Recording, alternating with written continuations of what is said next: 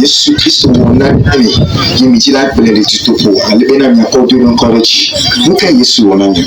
Hallelujah. Amen. Mabe ma wo ngon na mle tu ya Jesu go. Ata mto tu ya di baba 3 ans. Nya. Donc elle le pele kaya ma wo no su gona. Ma grobena les semaines passées, mercredi que non année de midi. Et nous sommes toi. Semaine à même deux mois va me examiner. Et nous donc de là. On a fait une conversation. On a bon. Alors ma cher Seigneur. On va se comprendre. On va y battre. Nous sommes mercredi passé que nous bateau là. Pour venir bas, ils sont bons. Et tout maman me verrait. Tout maman ils ont bons. Maman soit fania. Oui, maman que nous sommes. Soit d'accord avec ta maman fille. Ni maman première. Ni pour insecte le problème. D'abord sous dit pas vie. Insecte nous pour nous attraper. Oh le problème. Alors nous maman dit transférer le nous devoir pour nous donner. Bah il y a bien le feu. Et bah oui, voilà de toutes les tables. Nous quand on donne ma et de toutes les tables là c'est pour les gamme suno be bobo ma gamme suno be na wa be nous tout ene dasio ba ti ko mi son kon ba me mama ki yo cha ti do me e pe le fun wa e be aore te nu ke le po ya agbe to so ba le mu le bobo e ko me be na ni yo be ko me be ma nu so so la lo o wa na to ga le ni so ti a nu so so ja gba so kun nu so dia ikono to di aho me le ke bobo na azo mo ba no bobo ya mu ofo e ba ti kun le bobo ka mu so so adapa le kaka ba do ni ku ati ke kimi cha le zele fie tu player e ba do fun pa nu so so yo no te o pa po ni ma glo be na ma u le tu ati e be mi amele to be na ni la te so kun kaka ma gera me ti amina ba gba do mi a nya be ma u ya lo ma u melu ni fo flat pe o ndu yo to le yo me na. Hallelujah. Kwa siku ya Yesu le kanaka. On sait pourquoi la roue est autour la roue est dans la tout une chose qui nous tient on est caca on va tout à tirer nous perron une chose qui nous tient c'est le Yesu est maman que problème ni te mouya quand oui va te tout so les nyamo les petits kaka nous so d'accord va tout à tirer nous toi il faut et nous sommes pas mais ça yo maman mais do be la détailler so grand mais maman mais évangéliste Esther et puis do be la détailler sans mais et to bo so chan il faut le bon maman au nom. Alléluia.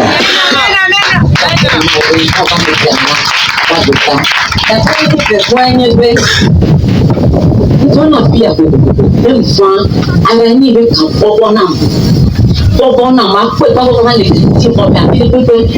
C'est propriété me fit bien. A tout bien gentil. Et quand on a la mena kaka zandona, ben que on a ma ou dit dada ma ne ko bi tu le ko ni so. Et le mu ne kaka e jo ye ba fanya. Ai ani kala tout no kaka kaka o ma fa no ko file avec trace. No ba, o la no ko ko ni se me ya won na do ni. E ko me ni fi ke mi le ni so bi Kenya mi bona e di ko ti be e ka we ka o e si bon traditionnel ni. Donc tous les jours on a la mena. Mano de lo kaka sana lo parce ni to le pa mi na ko na mu. Ni mo we afen na ni ke mba tia. La ba ko la ka hata do ga jan ka. Baba toi dit que baba o grand c'est baba. Et mon ba mi a do bira. Tu vois mon frère de France. Les frères de France elle veut nous kéber. Et que son ennemi tout mi va les voir. Pour tu pas mi.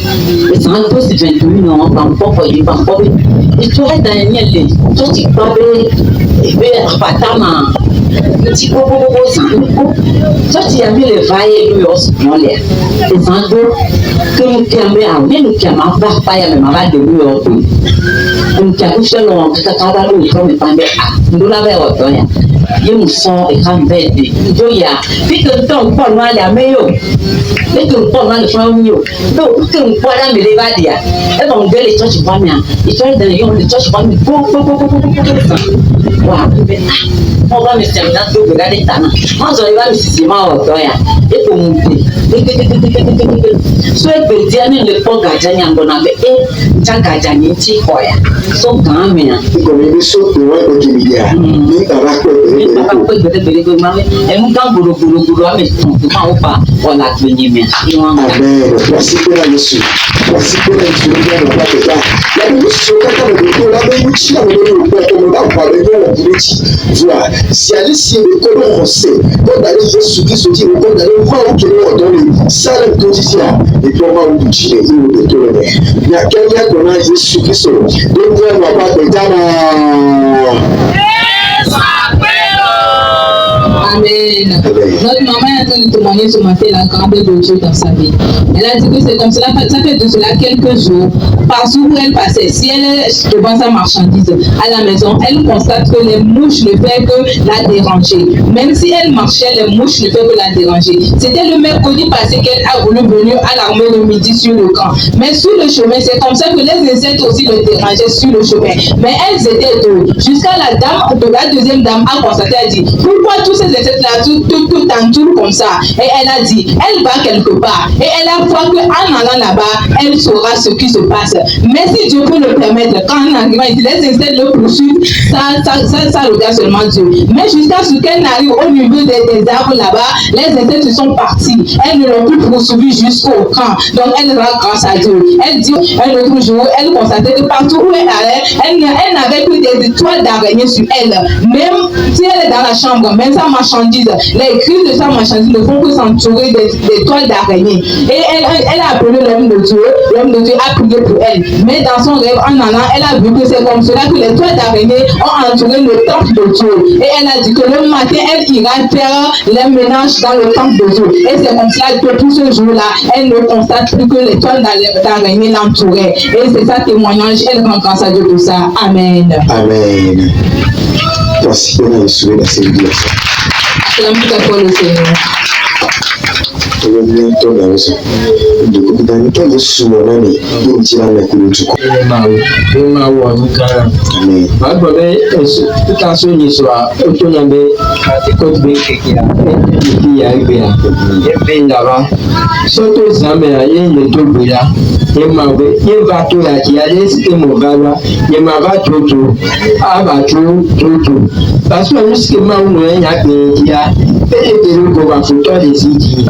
Nkejo imani to bayani nya eke umanya ngekutembe ya keba nsomba na kwa jankpamele enyo yele kwa na beni mabayo baga me chupa ba force minyu ya no meneni eke do da chire Yesu be kom ba me skele ni meta ko se pepe paso mo esa ise de be se bola lu da ke ba ma ji juma fem into ba ma to me eke ma to me nya ba to ba ku tebe amele puju amele nyonu puju ba gbonye e mo puju igba ame e ma yo ame ke ni abijara ba ni se abijagon ye eke ma to fo ame nya into ba Yesu be kom ke ba ma ba to ya ni ma ba iske ni wo ni ma ajuno bi to te gwa mama estara mi si sabe bi va to ya ke ma ba lo e ku ke ma wo nya ke jo le si ji be ma de wo e ya de ko be ma do le Yesu amen amen Yesu bi ti no le se o ma wo nya be na ko bi na o fu to le do nde ya se o no me ka fo fo a Yesu ta e de o le se ko ye je da spirit ya ko le to ko fu do na no pe ta mo ru a e la veme encore ya e amen so bon connaît. Notre papa est en train de témoigner ce matin la grandeur de Dieu dans sa vie.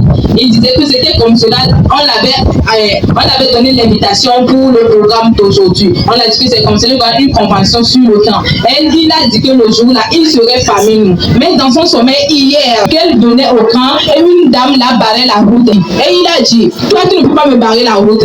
Il s'est réveillé, il a déclaré des paroles prophétiques avec des versets prophétiques sur sa vie et il s'est recouché. Dans son rêve encore, il a vu que l'Éternel a dit que va dans son camp et appelle-moi l'arbitre. Et c'est comme cela, ce matin, Dieu l'a fait grâce et il est parmi nous. Il veut dire merci à Dieu. Amen. Amen. Merci dans le dernier Nyakanya Corona Yesu le da seri di atara. Yesu apelo.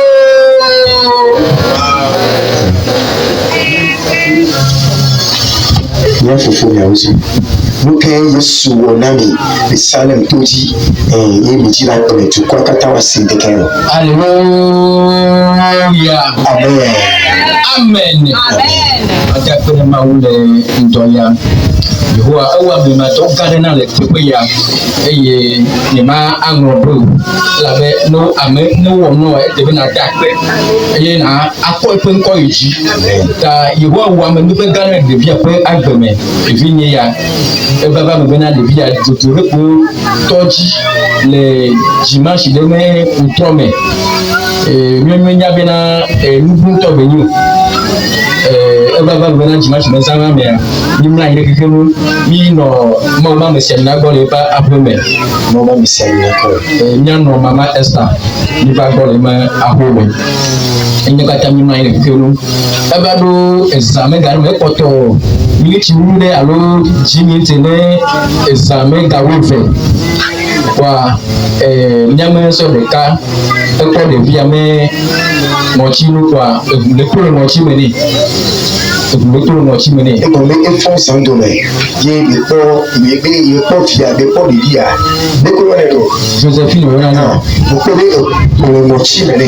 Darling domea zuzure dombone sana to cha zuzwale oni oni achike yo kata mi mla ire ikelu emi le dalo nyame so ba fon nya kro ma wo to menu se kasi nyame so ya chi subena ya toji awa me ma doga o ta eba ba be na de bia obuba le pro mo chi mene eye nyame so ba yo nya no ma me se nya ma me se na nya no master nyame so ba yue me ne nya ke le pro mo chi de bia sawami a mebobo plego dudura jipoto ma me se minaji mama Esther jipoto je zamami uwa mi ma don gane le bia pa Amen.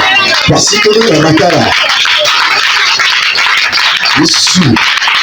Tole baba mi seri na ti church ya mi. le sawami tutuwa ajepo orodo eye ono tepo zampe gawe fekwa eye wa ane le bia pa apejo Vale o daje. ba poto mi ki amoro alo wiro pe apo zampe gawe fe bo ma wo ke ko na le bibichi me ma wo ke ko na le bibichi pe chichi na Yehowa ko de bia la agbe Amen. eye to ma me siaminaji eye ko de bia la agbe ka de bia nuko wa jole pe magbe ale ni choma ni me nyare ke magbe ta ma de kuku ne ma wo ma siamina to be na no wa yi ase ajina mu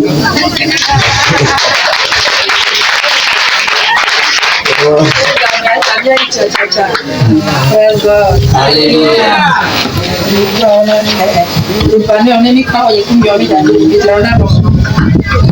Praise God. Hallelujah. Hallelujah. Amen.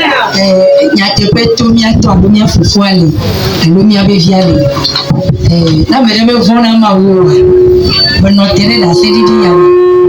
Ye mere ngro na wo pe. Oh ma wo na nya be ma wo kotola. Ne mia bevi chukuma mi medi egbe. Ye mi le bla be takwe ya meti jeju ake asra fo ho ai. Mi wo problem ma o fun tutu a eye gbajo 2024 amen mama be tre comme fule nyon masi o fun abado problem dókítà o ba menu agble nyate pe menu agble o be kaya yo popo amenu agble kaka le siusi no ke o vila no agble ta yo menu la be amoni no sal da kushimo wa yo hiam be mava ta me blodo ye nya glori toto to la de kachi chuka ka bavi aya me nya be nekelejo be ma ule tange na be e vi ko le jaja be enye ji le jato rafilati ji kwa jirelia ala be de via e pour for mi nya amen ye nya te pia me da fo me ye me ko nisa ngbengo ye mi chichu ajia ye dokita wilo mejo ka me le jajo me tuna obe de via gbanavo never only kwa baba pe me na ai me dumo kaka ma ba dumo Mandwa goji kwa potabu nyesomi nyeme kwa tu sobe nyema trova okita odiani megalia mwaji troi ayi me ya dokita obete pe amedeke me vanova eya yome kwa ya kota yodi be mi on toke mi aga ni yobe da se foto be mi ne gede me kwa abe eviji pe mi on to mi nyale yi wono na nyeme di be mpunye ne kondo tamedo vinye kamene yi yo ve konwa wa zare ike o jira nyonu ado kwa me bagede mezo ayi me gede me ame kwa de ya nyate pe ncha nyeme koko dokita ole bro mu ya ta yo bro na be ni nyonu fofunu no no chike boy ya de via le bobo mo yo me se gomo nyate pe de via ku iyo le tuna fino be ni gono yo akoda vo amo intereso ro tole kwa godo wo tole yo agbero da kasi ami apa vitu fa egba amen hallelujah eba bo me bela fu pala betito le ndede di vide normalement odola no arme ma ba be si ami na no mi agoda o abale yesu to na boso lobe nyemele ja no mi agoda o ta ebro no kusmene ejoja wa bra liji amen amen ta le mi aba for de da mela futola po ebe e vitola gojo vino la do ndi kasi awa kokwa ogbodi ya jolo wa po bon kakemi me po ebe o mi nyebe de vila manifoyi ano fufula go amen sipa o ha ba pia ayi wonjo gogo petuno bula no penye me wetra meton kakeni ko le nyabrele ba sara me ma tuna otala o me chote do mo mi de vila to abalaba jo patapata o me se go bego o me no apia me cha consider the car with the car wa pere yuju o kuta ga ojo kasi awojo sitola be kakao abaje go me o ko de via lo si ibe mi ya ko de se de la pedada o ba ti o yo me apeto ga do pe ti le fi abe won no e ba me si ami na ba pe me we tria me to ni yakoba ba apia me o le ple de via ko tro chi de via yo me ba ma kare ji no be me nya pesi apia me o ta na fo edo yi ayi na do me ya do me ne fa achiaba ta me le di da ti aba o fu to le ja achiaba amen yemi poside me e san de kame yemi be ale mi le bo de via be la me ya le ja jo le mi abo mi ma no fi aba ya last class mi ko awo e ya ma ga jo o na mi nu san de nu se ma ti mi ja to tero mi be za ka wi fe mi ato gbera mi awo san me to de via ta e pro 23h59 mi ti le ko to opo mi ni o ye ko bo ko ba yo be ni ma fun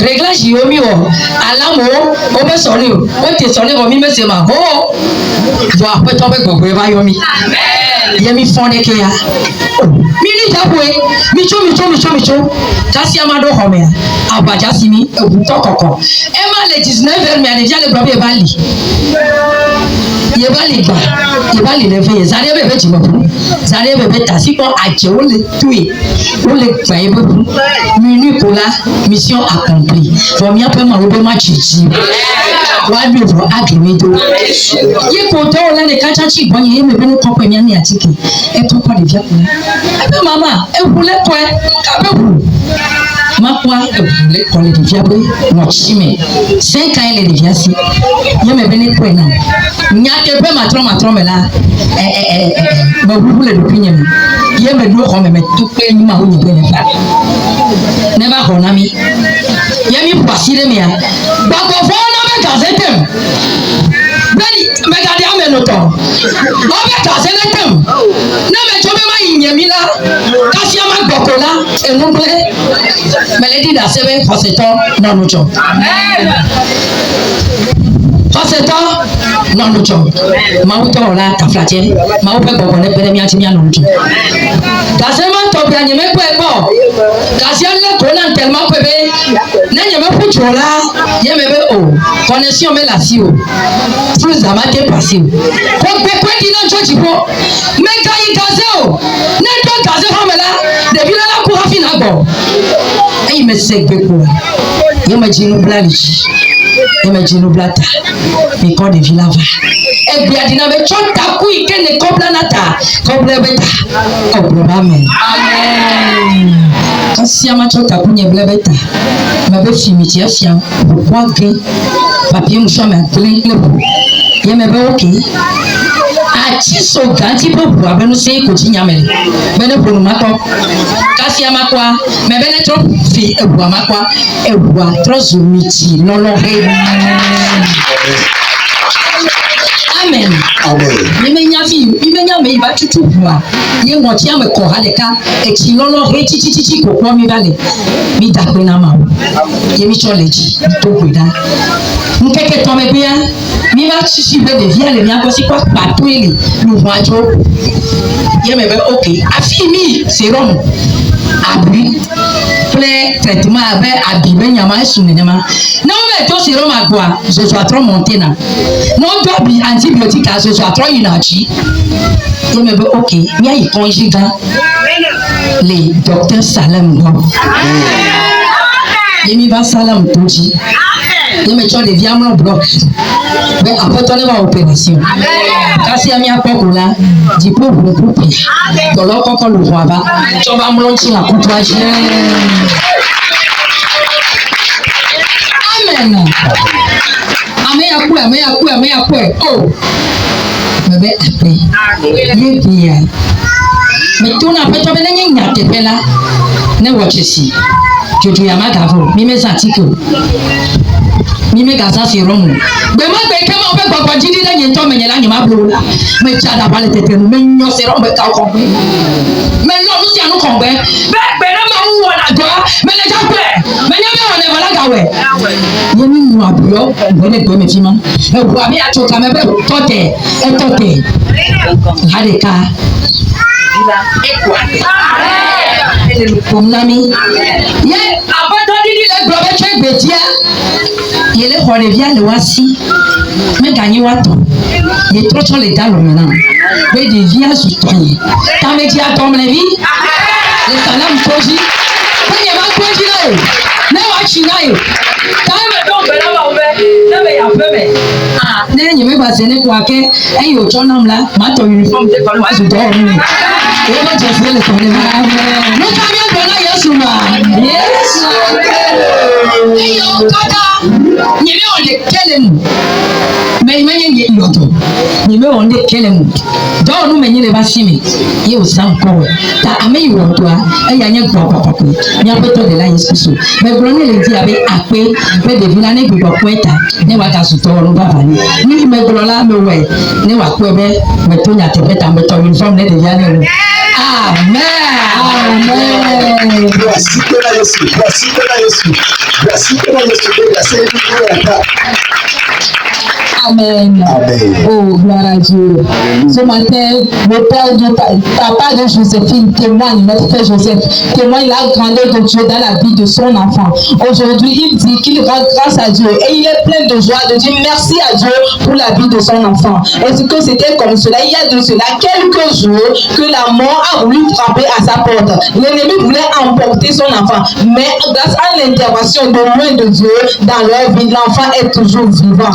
Et l'homme de Dieu aussi l'a attesté et nous a narré en quelque sorte ce qui s'était passé, que c'était comme cela, un bébé était venu, l'ennemi a intervenu, mais grâce à Dieu, Dieu a passé par lui pour lui donner la vie à l'enfant, mais comme Dieu l'a voulu, l'enfant est parti, resté chez lui et on sait qu'il reviendra. Mais comme Dieu a parlé au papa et à la maman, ils n'ont pas écouté la voix de Dieu, ils sont repartis dans leur maison. Au retour, c'est comme cela que l'ennemi a encore attaqué leur premier enfant et l'homme de Dieu a encore intervenu le jour-là. Il voulait prier à minuit, mais le sommeil l'avait emporté. C'est le Saint-Esprit qui était venu le réveiller et après cela, Dieu a donné la vie à l'enfant Joséphine. Et elle a promis à Dieu de prendre soin de l'enfant. Comme Dieu a dit que je te donne cet enfant Joséphine, que prends soin d'elle, surveille-la jusqu'à ce qu'elle ne devienne grande. Elle a fait de son vœu. Elle a accompli la mission que Dieu lui a accordée dans la vie de Joséphine. C'est pour cela, si vous la voyez aujourd'hui, elle est aussi en uniforme. Elle devient serviteur du Seigneur Jésus.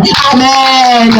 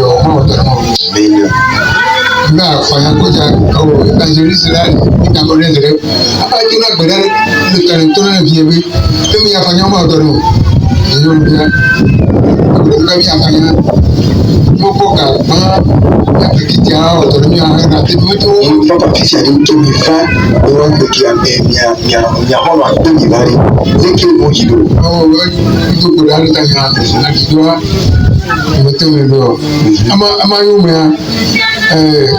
mo ba na ga kula to ana ba ka kula be ba ti ni pele mo la mo le mo te da yo o be pele ni e fa ga agare ba pare mo ko te pare mo be ti ko ba ti be mo ni mo le gbe kwa mo ni ko ye ma ko do yo me ya yu va ko ga be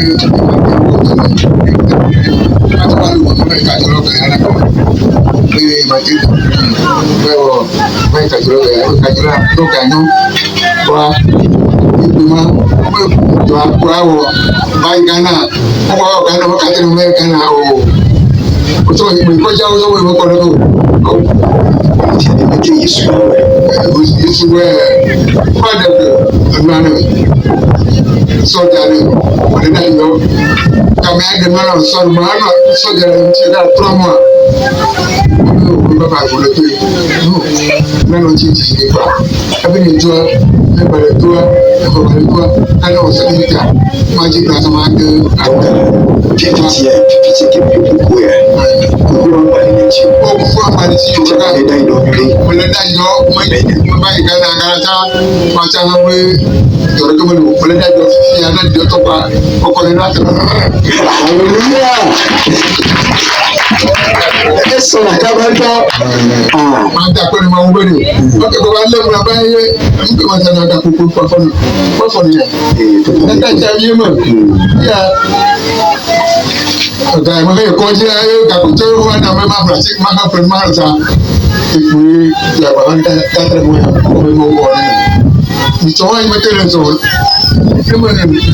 ya o matan so to no se ta afare fo ro ko me mama mo do ga to ta be wa da fa da ni afa ko ma wo to ni ni ko me da fo ye ba ko di ja se ma wo amen amen kasi ko la yesu mo to la bi to da de ko be ke ke wo na sala to ji ano ma to na ba samina esta to na de ta de to ya ji a de to na ko do do so la ho do be so mo wa nya na da mo to isa c'est que do do la fa ko amen e ga ni to de akufo to nya do de la semana apo ya cha ko de so ni ti fa so de do ani apo to la yo to de apo ba su ba u te ku chi o de be ya e ke te wa ni to ma e la wa ya cha ni so lo ko amen amen. Mon papa est en train de témoigner la grandeur de Dieu dans sa vie. Il a dit que ça fait comme cela quelques mois, après un jour qu'il a enterré sa mère, il venait au camp avec une maman. Mais arrivé là où il y a la pierre, l'homme de Dieu lui a vu et a dit, il y a deux personnes qui viennent, mais un a été embrassé par la mort. Et il a dit, ça c'est moi, car c'était lui qui était malade. Quelle était sa maladie? Il n'avait plus à uriner. Et c'est grâce à des sondes qu'il marchait. Et quand il est venu ici, l'homme de Dieu a placé un autre serviteur de lui prier. Et elle a prié pour lui. Il ne sera pas opéré, mais il va uriner. Arrivé à la maison, il est parti de l'hôpital en hôpital. Ils ont dit que c'est comme cela que c'est l'opération qu'ils vont faire. Mais arrivé à un certain moment, l'opération n'a plus été faite. La prière a apporté sa solution. Et il continue par uriner dès maintenant. Et il a dit que ça c'est plus rapide quand il le faisait avant, qu'il urine maintenant très bien. Et c'est comme cela que son pied aussi a été heurté par un fer. Et ça a fait des plaies. Et et les docteurs ont voulu couper ce pied-là. Mais grâce à Dieu maintenant, la plaie s'est répandue, il arrive à marcher et il sait que dans ce temps, il arrivera à bien marcher comme avant. Amen. Amen. Amen. Amen. Amen. Il y a toi les bonbons qui va et ne veut dire pour de la dita et lui tu le fima mais je veux pour le fima et il n'y avait nous tu n'y va fi on les l'étoile en homme ta nous ma ta que ma bella extroveni toma daloreti zo nyeme tibe makwa no nyitalepe anome go eyo nye nutu menye nyonuta amen amen kaye me tuna vinye nutu vile kabe ne kweba sidu mia tobe anome ne mia tobeda besike gemi kwe tanto kuda gemi konami ona nyahora kwa bema gemi tobeda wotu eyi wotua me pese ndeke gomo e ka ba fake mi ka gbe ki mi ka to gbeda le pe to la ma fo me bia ye me to ne be le ta opération elle a de tiwa elle a da dito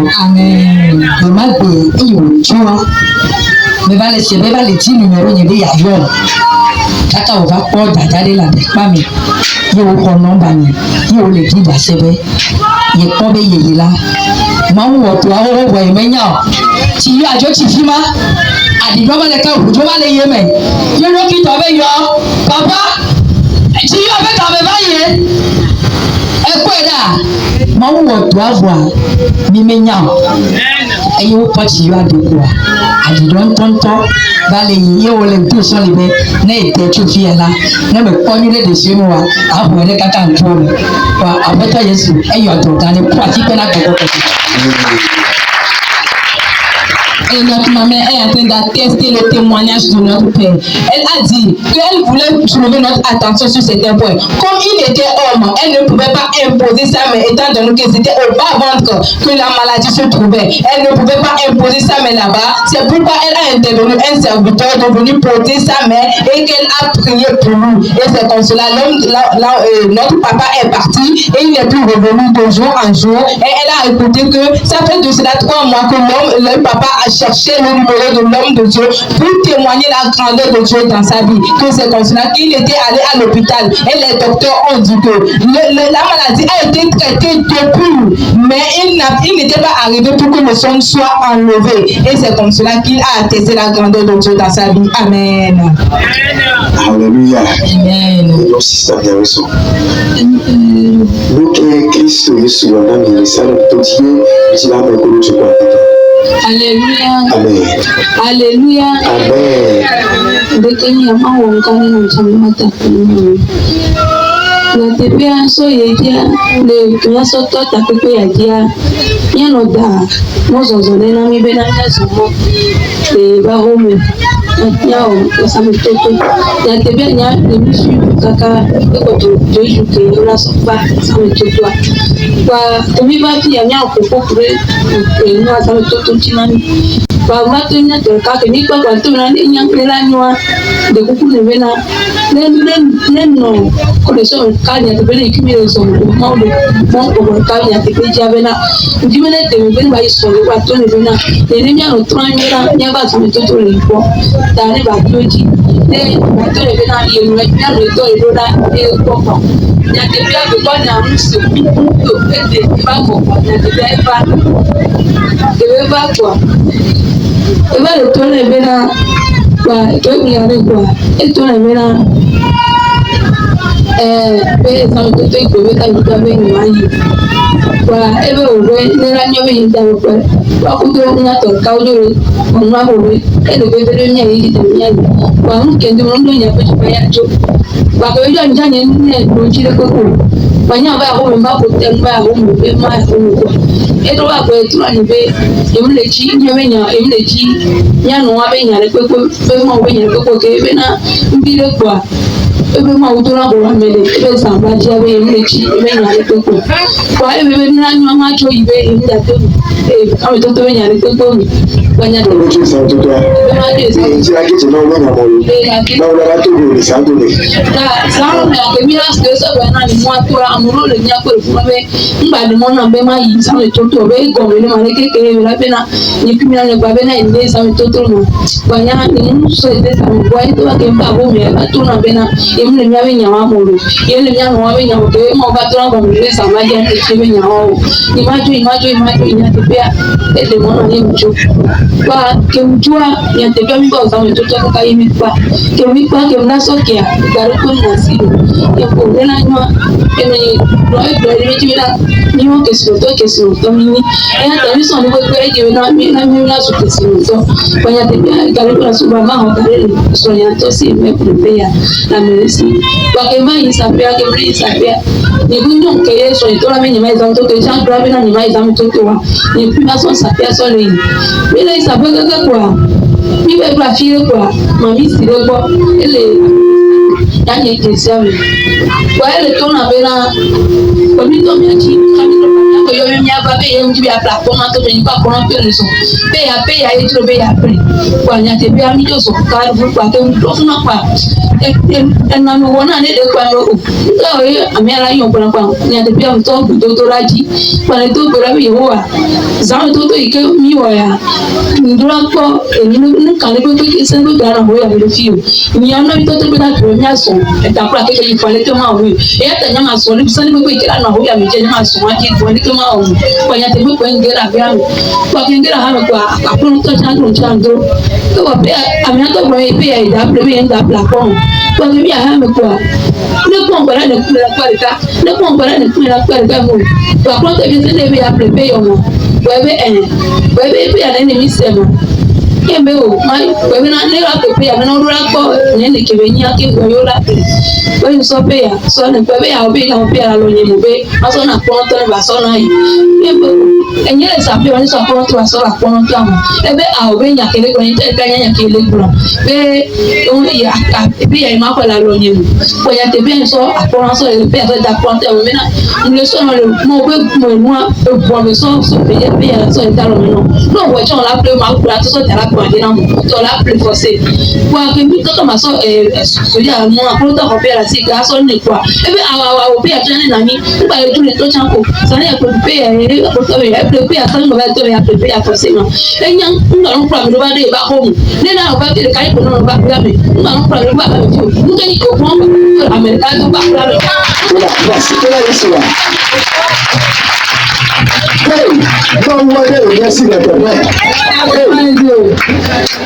Ndeni ko ma patale ka ba bo ya mi no e ba mo e ba bo me be ni na mi ya mi ba ba bo me na ko ko ni ma ba be ya ko ta lo ke me do po Ebe ya ba na be tu ba ko ni da abo ba ho mi na ko do le na. E ko ko le ke le so. To na o le chi.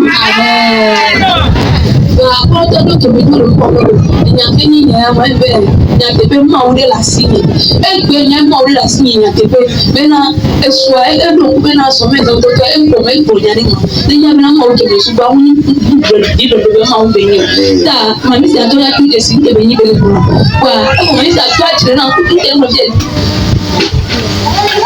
mami si ko ma be sa pe ya le mami si ato e yo me ma ba pe ye ta platform to chon be ya ye ta pe ya le tro e kwa mi ndo ha ma mba pe ya to chon e ma ka ko pe yo be nya chire tu ko ka ko e be nya te ko ma de fi no pia nya mo ni la tro chi bra pa ta mo ke me su ba to sa le to ke ni ku mi la yi e ko ma mi sa be a se to ni mi mi mi so ba ha no e yo me ko mo tu ka nya ni ba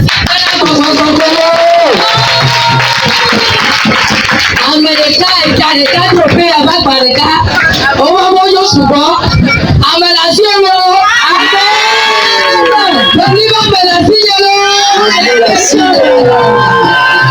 bí ìgbẹ́ fẹ́ ṣe ń tẹ̀kọ̀. Ini tu fẹ́ àpò ìfọ́n tó ní jọmí lè ní ìsàpẹ́ àpò ìwé kéèkì náà ń kéèjọ pé àìsàn ayé ṣe àwọn ẹ̀rọ.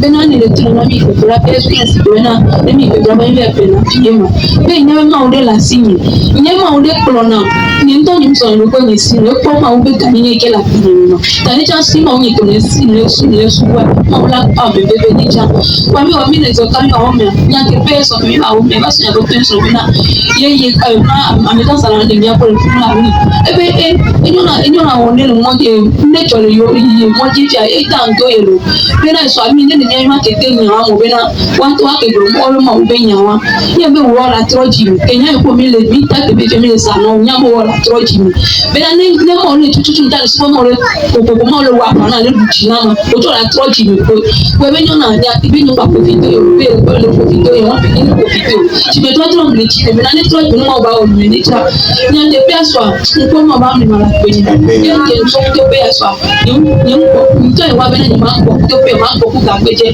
nya de pe ma o e ko ti na la pe ni so ta ma ta ko na yo wa be ye we ti ma ko ko ma Wasipela Yesu, wasipela Yesu. Da papa ya da. Yesu ya da ya eto kani nyo kata ni se asilia. Se no ni Kristo to sova. Ye o meti kufiato o china ma ko kume.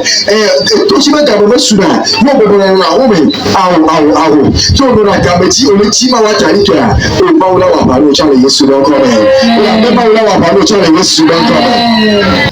Paso ye jine ndeke nwa ndeke ni ibena ko lo wa amni mala gbenyi mi na te pecha ma wo eso na kuli ko ne bena ne nyi bara gbedoro apo anu gbogbo la no chore ji mi ka ke wa to gbedoro apo to bara gbe si agbo yimi bara nya te bia ma wo na bana nya te bia ba do gare mi le epebe ga mi ko ji mi da o da so dupe wa nya to nya mi le nya mi la ko fa mi nya ko fa la o wa group ke mi cha ko we mi pere mi anu na te bia mi wa so kekere be mi ayi wa ke mi so do ko nya ke mi so hasa we mi anya te ke mi ya mi anu bro be na ke mi ya ga ba wa le pe kwa e ba to di jona mi ba ka se nku to mi ya cha ke mi so nga so da pe be na mi so da pe mo ri ba gbe ta be na mi so pe ko mo so be na ke kun fo to le pa na le pe ba le na mi se mi wa nya te bia so to di jona mi ba le ke mi so ba kwa mi anu so moi baptême soit que ça na 100 francs wa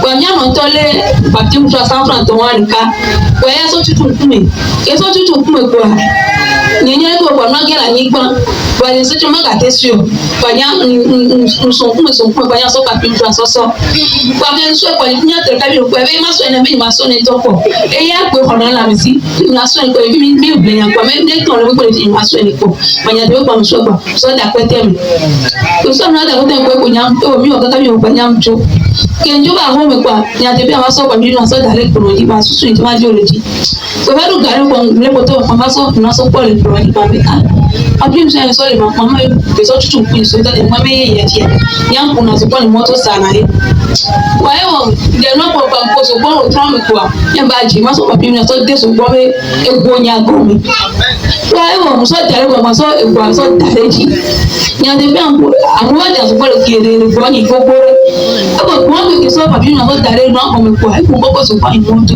so da le so bo me ego ago mi ga me so so da le ji ko so bo me gwa da le ji o abena enu ya ke mda o ya nyemle wale mchira mwele wale dogo na mo ne so pyo na na amefoni kuko ikela le kwa mela be aprena so ya twanga na ma to ya chike moya wonto wonu do kuwa be no agro me na le yo tenye ko yo dogo ma wi time woni le person so de go be na ma sisile temu kwa mo so juwa so gba so imoto amo da gbo go le go ni ngba ni pe na kwa ju mo kwa nso be nya me to nja ameje si me ni pe ba go ni wewe so wa gbo ni nya se ya je so gbo ipo ekwe so gbo to nkeyin so de so gbo mi wa mi nkeyin so de so gbo mi wa mi nkeyin ma to yin so de so gbo mi wa mi ya ye gba de so gbo ya to sanko so gbo ye na ina mo ko lati oneji ye gba de so gbo ya to so gbo ye gba de so gbo ya ko ye me o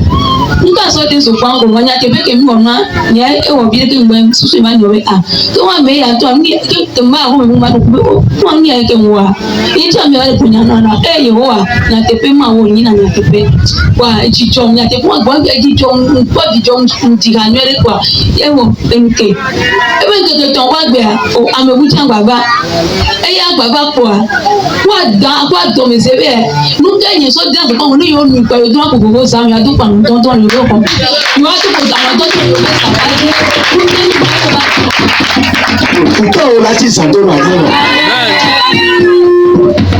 Ni so de so kwa go ni yo nu kwa yo to ran ko no mo be nya mi ameje si be ni e bo ba be en biwa o mi te ko mi aju ya mi te ko ntoro mi ba si gba ogbon ntoro nu ke ina ti so de so kwa no mi nu pe da do pa dandan ye to ran pa do to sa mi e do do e la gbe ya e nya kama e nu ka inu yo pa ko tu kara kwa atome se ni nya ke ni nya kwa nta be o ame nya kwa fro me ba nu ku ame ya nya te be nke wa no ba do kwa be o no o zo kwa nya no jeja onare pe mu lejo be o mo la yo dola o mu anu pe be bule je na ida bule fi na ida yo mi nya se to la mi ji ba le to mo la be na ame zo kwa ko de yo yen zo kwa ndara no ye o mo ado na ka ni ko na ka sa to na ye nda ka nke be na zo kwa nya ye to na o ko ba ji ko wa ye nto le be na ame ba je zo kwa nya ame ba ni ba fi to ba to me lo bi ko ye ba tu ba gba to me lo bi nya ba je zo le fi ya ame ko mo ba to me bi ko mo mune mba sa msa be vona le bo ame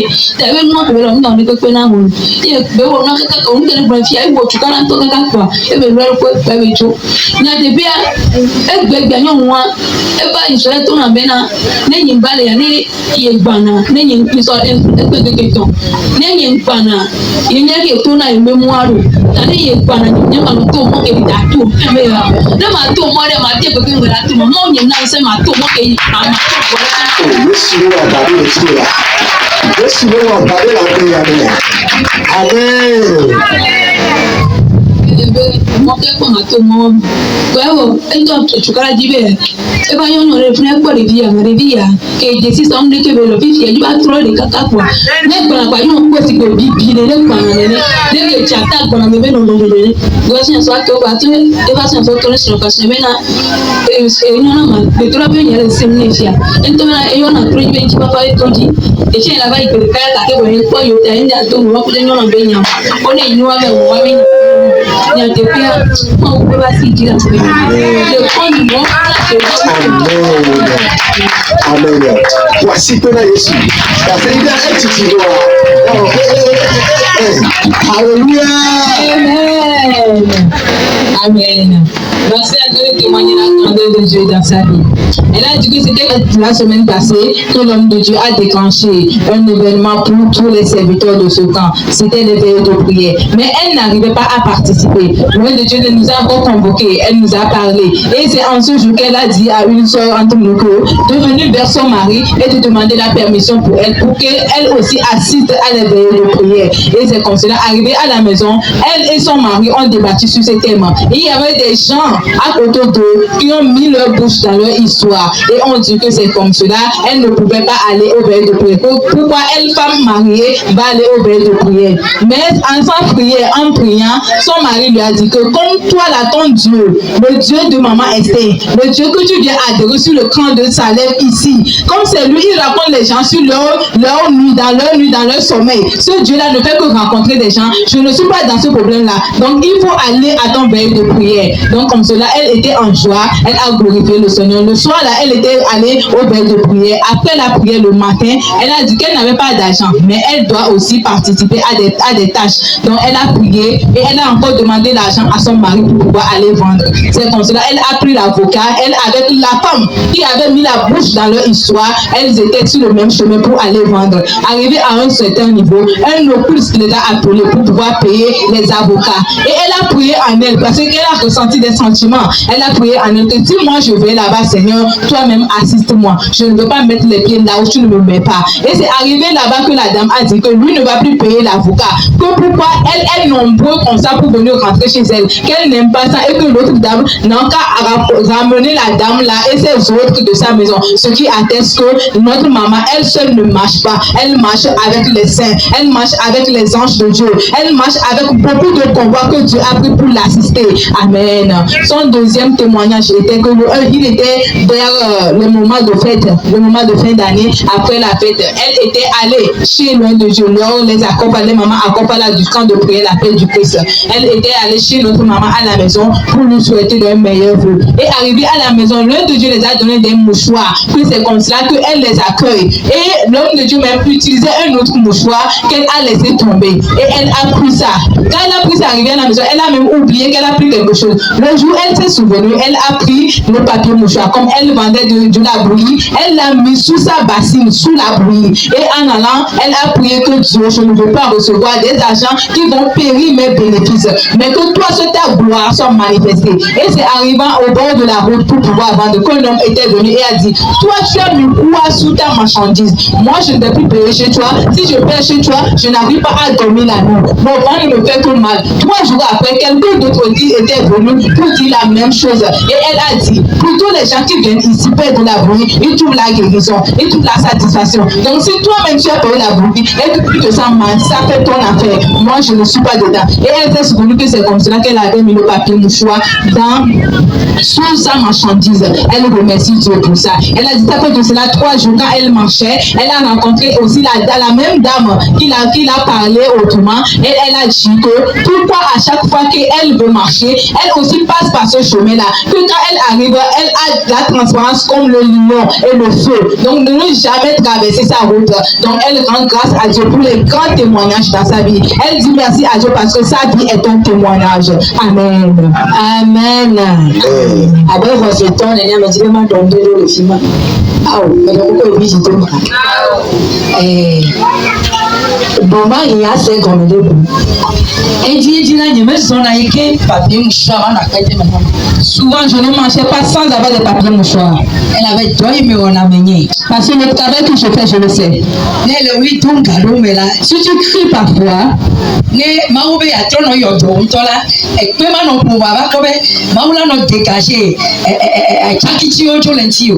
avait des fois, tu ne seras même pas malade. Mais en travaillant, tu sentiras que tu as là tout ce qui vient et que Dieu veut te guérir en enlevant des saletés de son corps.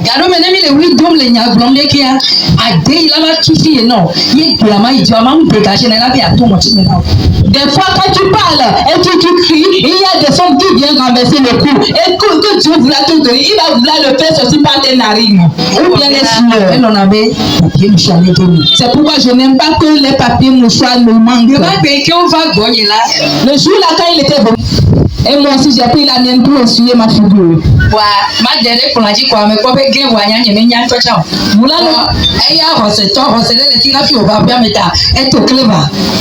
Voulant le déposer sur la table, je l'ai fait tomber sans le savoir. Mais comme elle était croyante, moi je ne savais même pas. Mais comme elle était croyante, elle a voulu attester sa foi.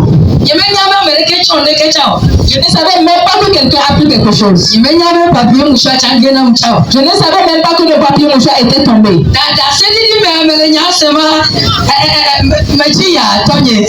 Et c'est dans ce témoignage que j'attends ces choses-là. Je suis étonnée.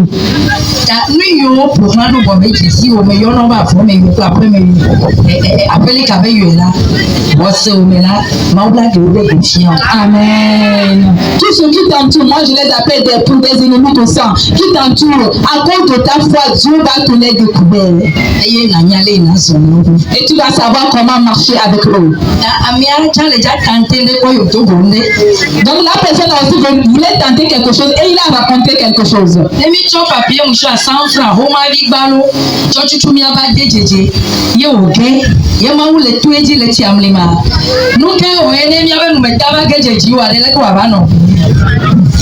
Si nous essayons avec les papiers mouchoirs qui se vendent à 100 francs et l'Éternel passe à travers cela pour faire des grandes choses, qu'est-ce qui se passera si nous parlons et que un de nos salives tombait sur toi?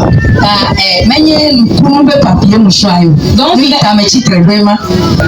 Alléluia. Amen. Alléluia. Amen. Alléluia. Amen. Praise the Lord. Alléluia. Du coup, façon de vivre, on fait la série de après je voulais attester le témoignage et la parole de l'un de Dieu aussi.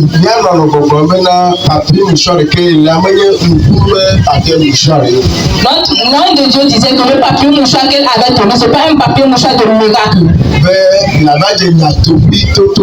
Et que tu vas continuer par parler. Je voulais attester avec un petit truc concernant notre père Papa le mobile.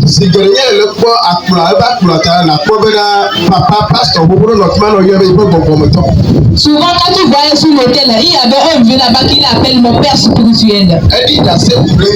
Il a témoigné par lui à cause de sa santé.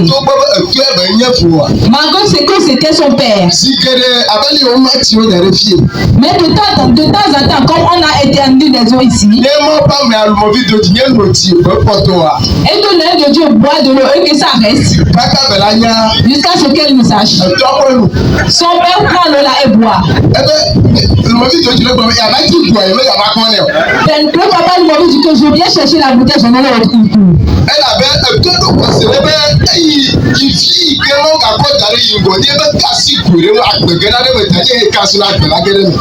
Amen. Parce que le père croyait que son enfant, quand il prend une bouteille et qu'il boit l'eau, il y a la vie qui est dans cette eau-là. Donc quand il aussi boit l'eau, la vie viendra aussi dans lui.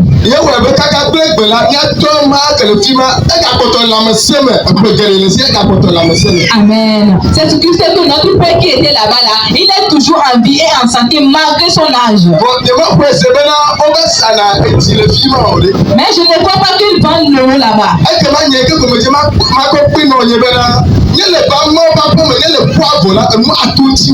Je voulais seulement t'attester que si tu viens dans le plan de Dieu et que tu t'es un peu oublié, tu as un peu fait l'ignorance, beaucoup de choses vont te surpasser.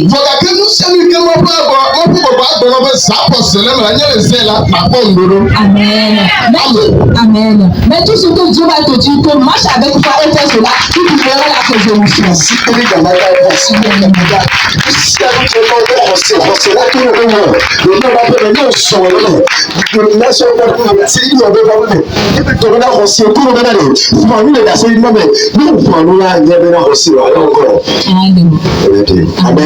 Amen.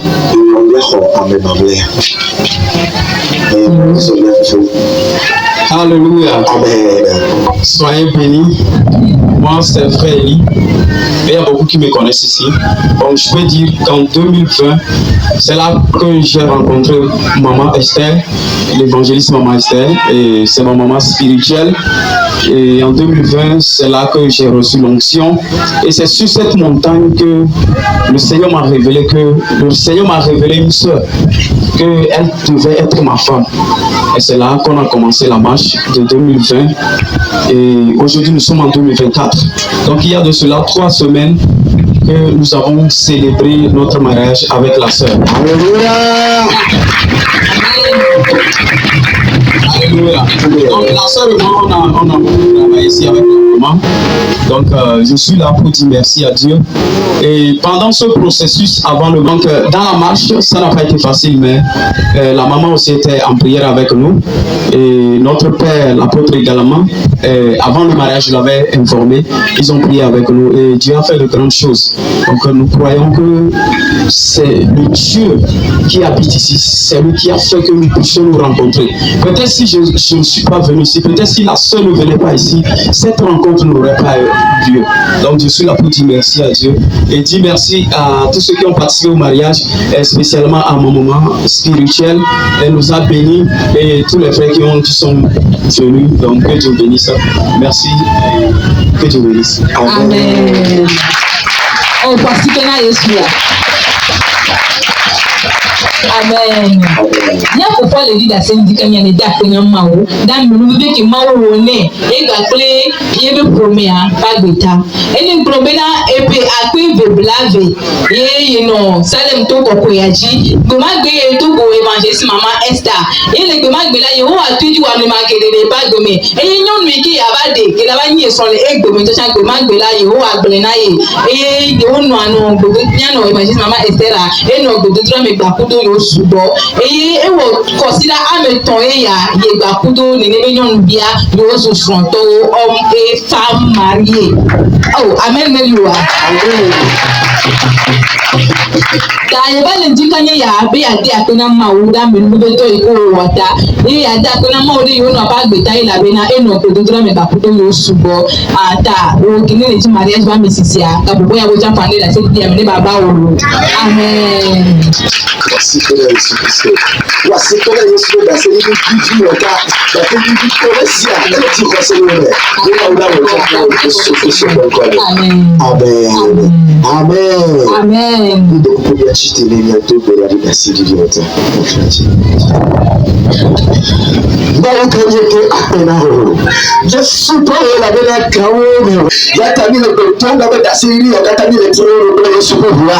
Ni to be la ni le kisa be baba.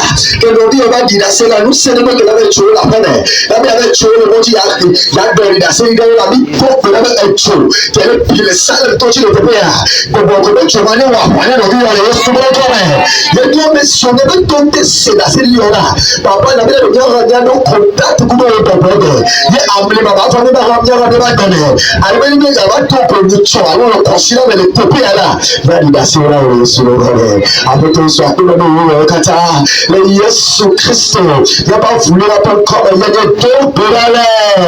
Amen. Merci.